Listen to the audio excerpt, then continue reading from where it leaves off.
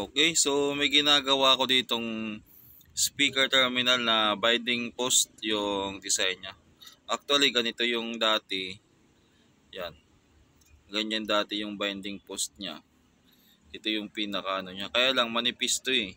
Parang ganito lang yan, no. So kung mapapansin nyo dito, yung bilog niya nag-ublong na kasi natutunaw yan pag nadideform o pag nagkakaroon ng loose connection dyan. Kaya ito yung ginawa natin. Ayan. Makapal na yan. So meron tayong nakuha sa mga lumang power amplifier na speaker terminal. Yun ang ipapalit natin dyan. Para katulad nito matibay na. Kasi itong mga ganitong speaker terminal na nakuha ko ay original. Kumpara dito kahit sabihin na natin na bakal to. Itong mas matibay pa rin to mga boss. Kasi original to. Sa paa pa lang makikita nyo naman eh.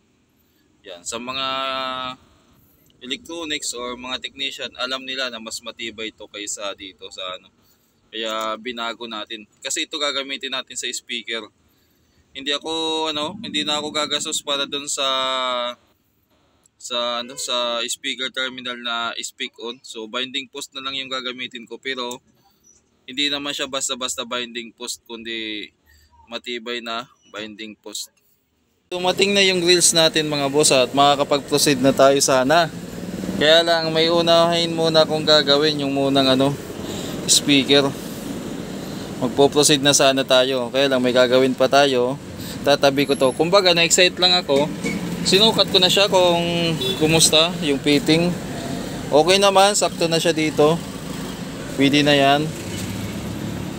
Pwede na yan. So prepare ko na lang. Tapos pag testing na lang. Yan lang mga boss ang update ko sa ngayon. Ayan na yung plywood. Yan. Yan na. Diyan ko na masarapan gagawin. O sige. Yan. Gagawa ulit tayo mga boss ng box. Ayan. So plyboard lang. Plyboard lang kasi sa akin lang naman eh. Low budget lang muna. Ano pala to? 1.2. 1.2 na dito sa amin yung plyboard. Pero okay lang naman kasi malapit lang yung hardware. Yan lang oh. So ilalatag ko dito yan. Dito ako pipisto nyan. Susukatan muna natin. So box ulit. This time yung sarili ko ng speaker. Abangan nyo yung gagawin natin.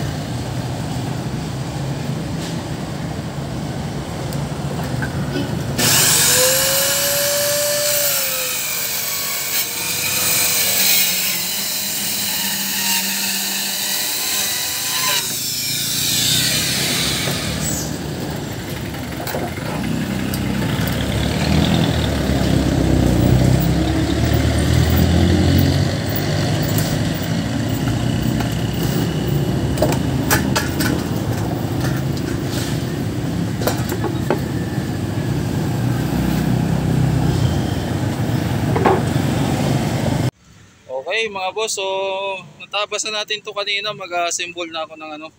So ayan na yung mga tinabas natin. Salamat dito sa panglagari natin, yung Helso. Yan. Gamit natin yung circular at saka itong pang-guide natin na aluminum. Ngayon, 2 clamp lang. Tapos pako, tsaka martilyo, stick wheel. Ayun, stick wheel. Simula na tayo. Dito mga boss, bali ito na yung ginagawa natin. Ay, nabasa. Nabasa yung plywood. Wala, nabasa yung plywood. Madadali. So yan na, maliit lang. Yan lang yung ano, para saktong-sakto lang talaga. Yan lang yung ginawa natin. Okay, tapos andun yung ano, hindi po to ano hindi po to L-ported. Ported lang to. Hindi yung L-ported kasi pag ganon. So yan, yung port lang niya pag ganon lang talaga. At saka maliit lang yung singawan, no? Yung ginawa nating singawan. Single ano lang, plain lang na port lang talaga to. So hindi ako makabelo pag nagpa-vlog kasi walang pagpapatungan dito, baka mapitik pa yung phone. Nasa tabing kalsada tayo. Kaya pagpasensyaan nyo na, update lang tayo. Mahirap kasi baka hindi ko mapansin yung phone na nakalatag, madampot. Okay mga boss, patapos na to at sinabi ko nga na ported lang to, wala tong L. Yung L kasi may pag-anong sa akin, wala na. Tamang ano lang, tamang port lang talaga siya. Ngayon kung medyo tawag dito, i-tuning ko to, i-adjust na lang natin dito yung yung butas na pwedeng pagdaanan. Sa likod naman, ayan, may butas na malaki yan. Para yan dito sa speaker terminal. Sa likod ko yan, binutas ko din pero diyan ko ilalagay yung sakto lang din diyan. Kaya may circle yan kasi may guide yan. Lalagyan natin ng pako para sintrong-sintro talaga siya pag nilagay natin doon. Yan. Mamaya ipapakita ko sa inyo. So ayan, nilagyan natin ng pako tapos may guide na bilog para sintro siya.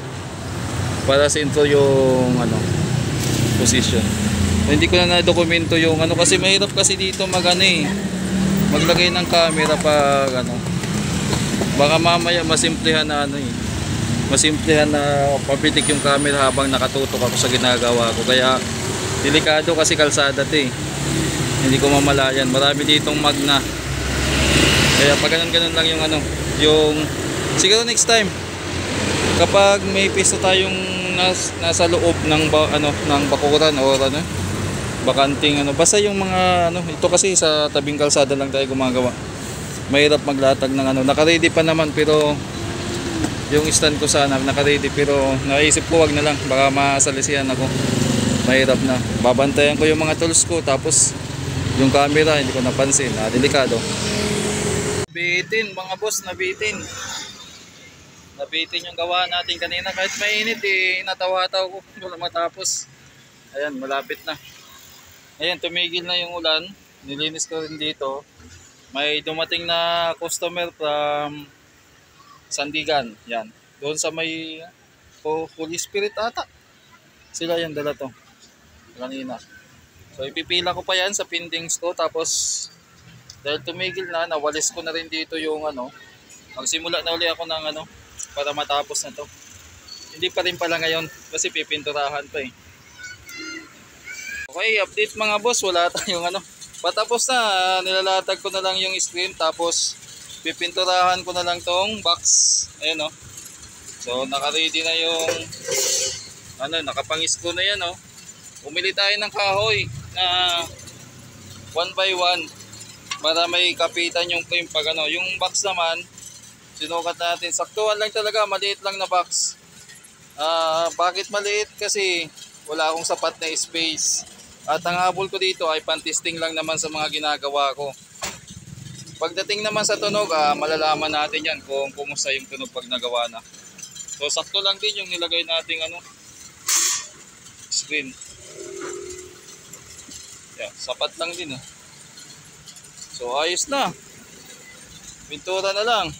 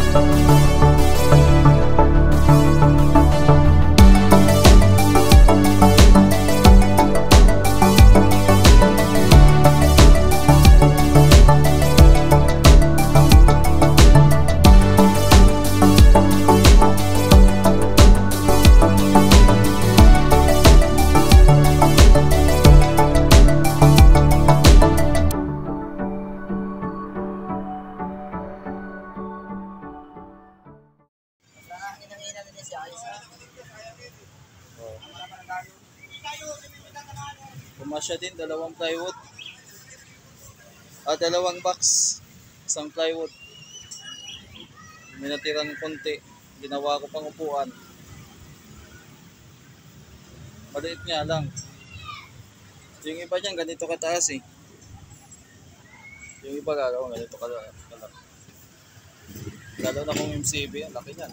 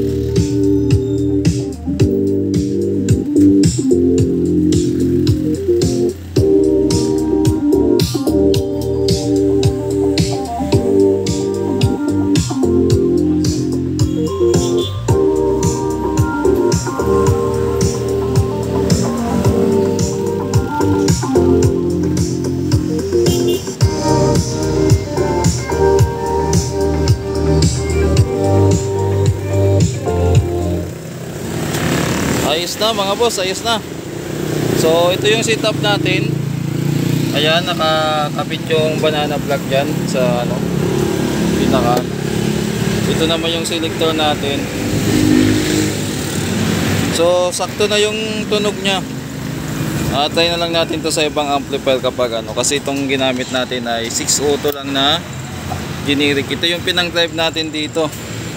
Yan, kabilaan, yan. Hindi pa tapos tong ano, hindi pa to final yung pinaka ano natin, tweeter natin. So adjust pa natin yan pag ano. Sa ngayon, yan lang muna. At okay naman.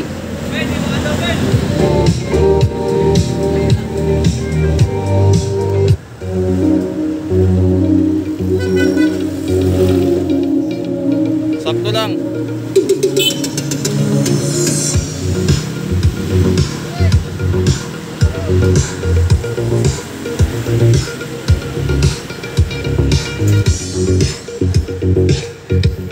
Nasa gitna lang yung base. Down it.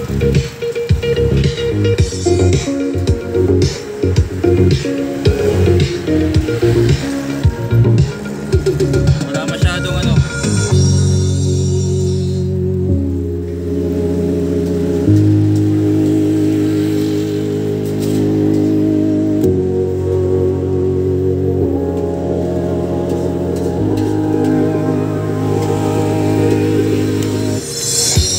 Isasabit ko lang dito pag ano mamaya dito ilalagay.